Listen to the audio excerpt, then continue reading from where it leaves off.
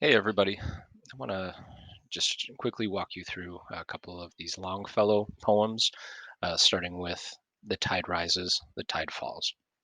Now, hopefully you completed the comprehension guiding questions from last week. If not, that's going to ask you to think about this poem in a couple different ways. I'm not going to be going over those answers. Certainly, just touch base with me, shoot me an email if you had questions on those.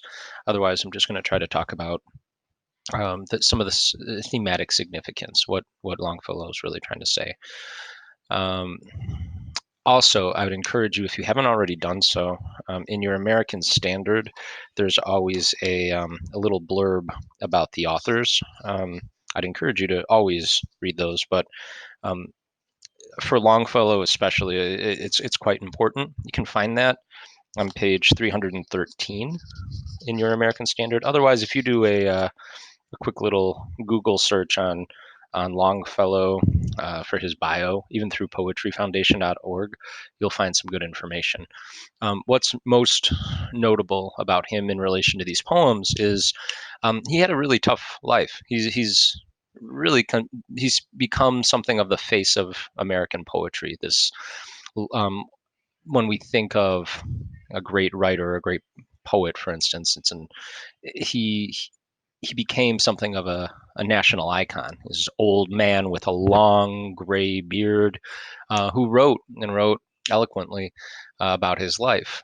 Well, he actually had some difficult hardships that he had to overcome. His first wife died in childbirth. He wasn't with her extremely long, but his second wife, he had been with for a while and was very much in love with her. And one night, apparently, his wife's dress caught fire on a nearby candle. The dress set ablaze, and before he could put the fire out, she was burned severely and passed away shortly thereafter. He witnessed his wife burned to death, essentially.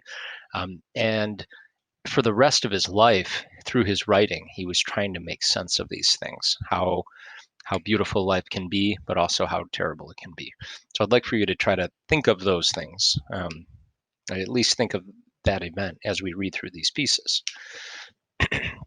So the first piece, the tide rises, the tide falls.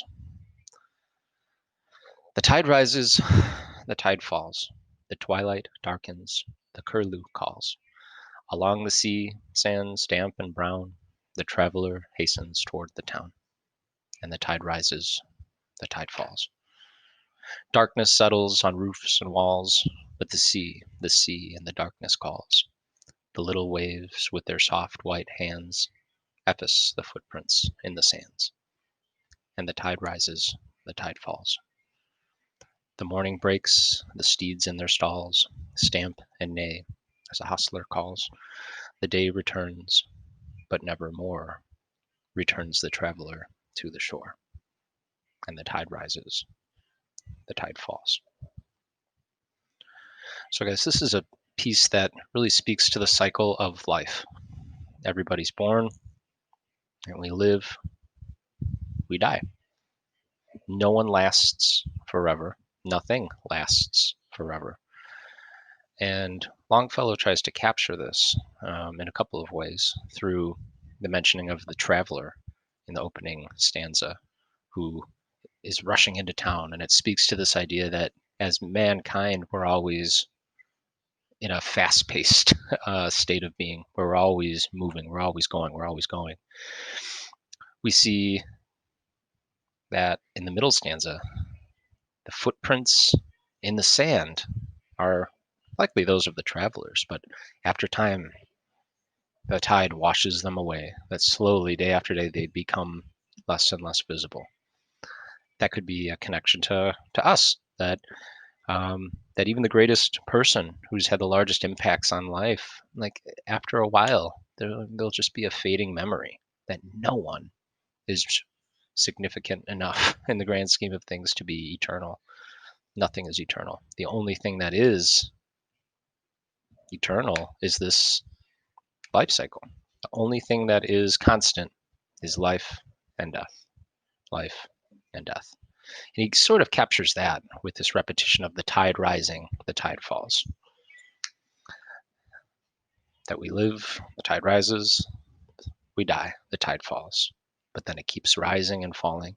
It could also even be a connection to life itself, that there's good times and that there's bad times, that we'll have happiness and joy, but also heartache and great sorrow. But then we'll have happiness again, that throughout life it ebbs and flows, the good times, the bad times, but never be too broken or too sad, because there will always be more good times.